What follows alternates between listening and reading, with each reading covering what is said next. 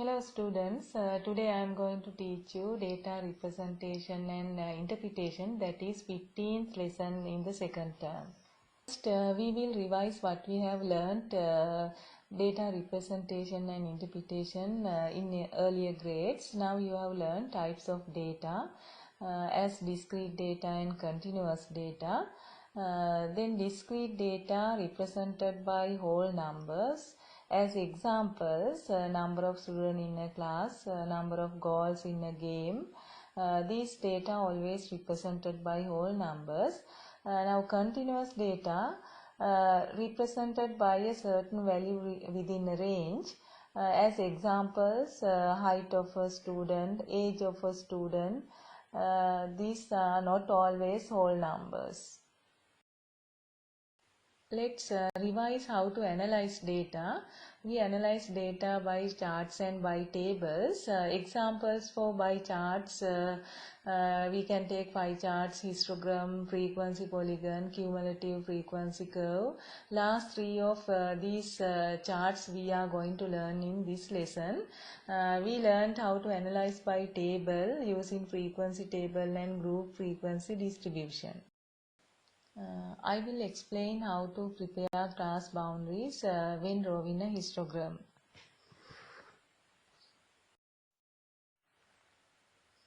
So today's lesson is a histogram. A histogram is a graphical representation of group frequency distribution. Here horizontal axis and vertical axis are used to represent data. Along the horizontal axis, mark the class boundaries on an appropriate scale. Along the vertical axis, mark the frequencies of the relevant class intervals. Data is represented by rectangular columns.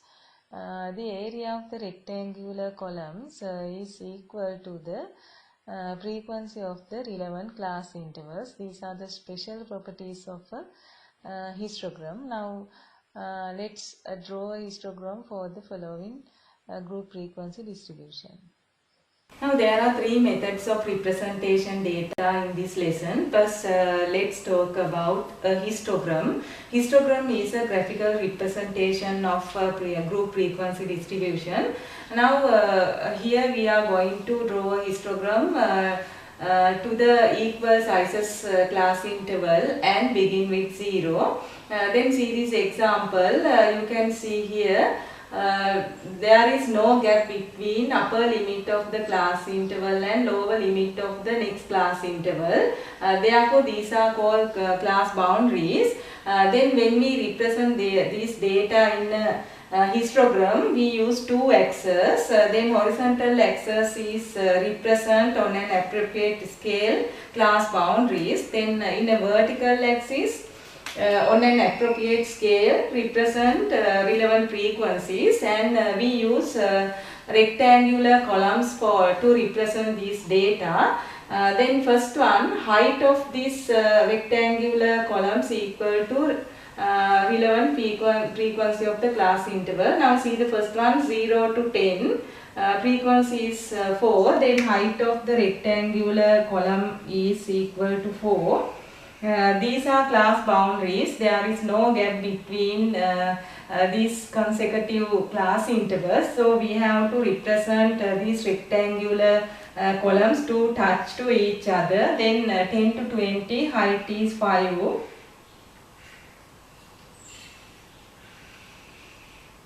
Then next one, from 20 to 30, relevant frequency is 12. So we have to take height as 12.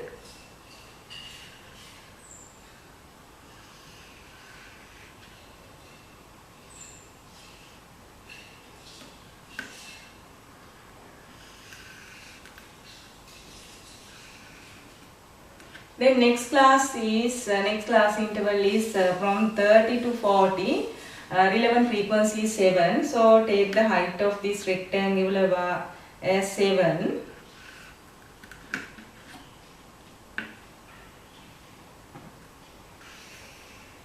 Then last one, from 40 to 50. Frequency is 3. Then height of the rectangular column is 3.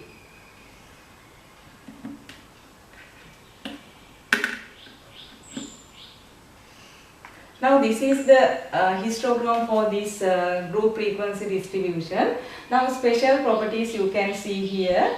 Area of this rectangular column is equal to the frequency of the relevant class interval.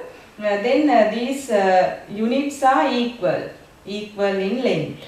Now let's see next one, how to draw a histogram without begin 0 and to the equal class sizes. Example 2. Then these are equal class intervals, but it doesn't begin with 0.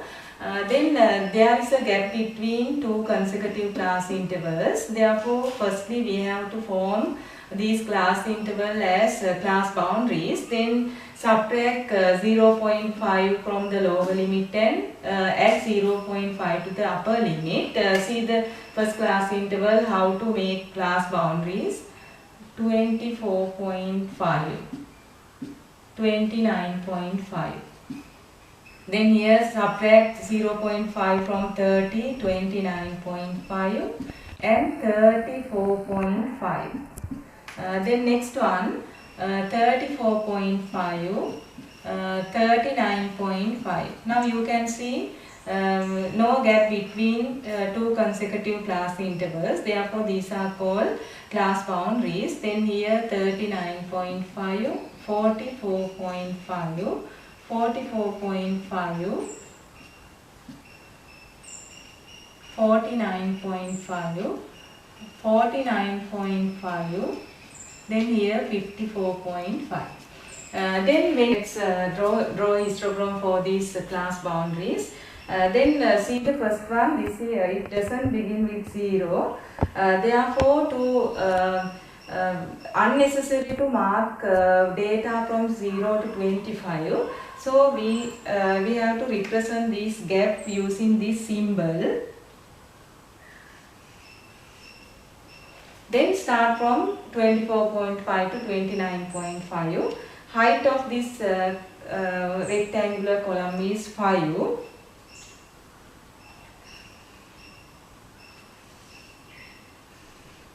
Then second one, 29.5 to 34.5. Then 10. Height of the rectangular column is 10.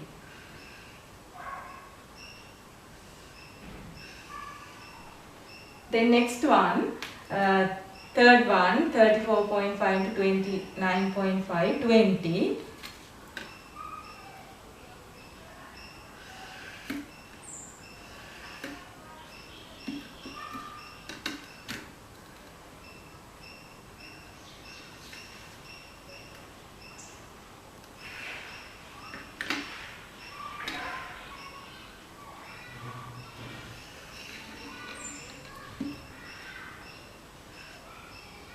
Next one, 15.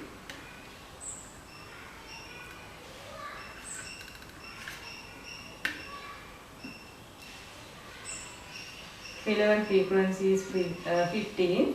Next one, 10. Then height of the next rectangular column is 10.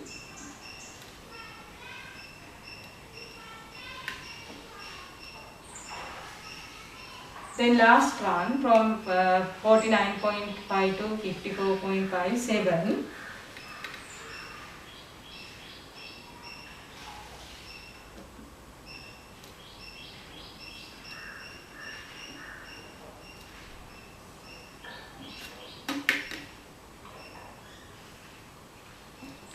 Now this is the way of drawing histogram which doesn't begin with 0 and no class boundaries. For example, this is for drawing a histogram for unequal class intervals. Now you can see first 5 class intervals are equal in sizes. Then next 2 class intervals are not equal sizes. Therefore, when we draw the histogram, we have to decide the height of the rectangular bars.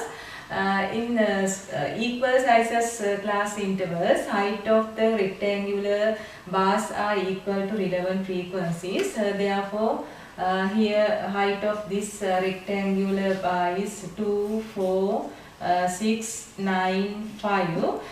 But here this size of this class interval is 2 times of the this type of class interval. So height of the rectangular bar is divide this value by 2. Then answer is 4. That is the height of the rectangular bar. Then see the last class interval. This is 3 times of this class interval. Therefore height of the rectangular bar is divide 6 by 3. Then answer is 2. Now when we will draw the histogram for this distribution. Then 0 to 10 height of the rectangular bar is 2. Then next one 10 to 24. Next one 20 to 36.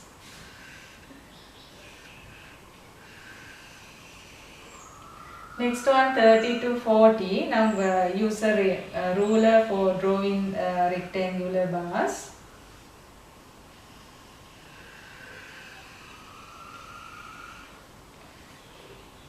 Next one 40 to 55.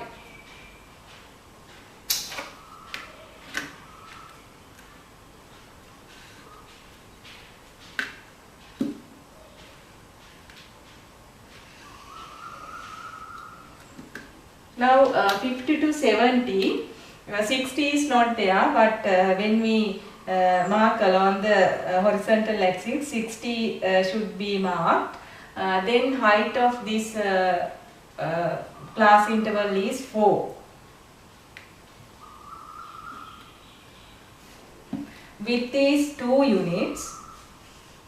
Height is 4 units because area of this rectangular bar is width is 2, height is 4, then that is equal to the relevant frequency. Then next one 70 to 30, then width is 3 units, then height is 2.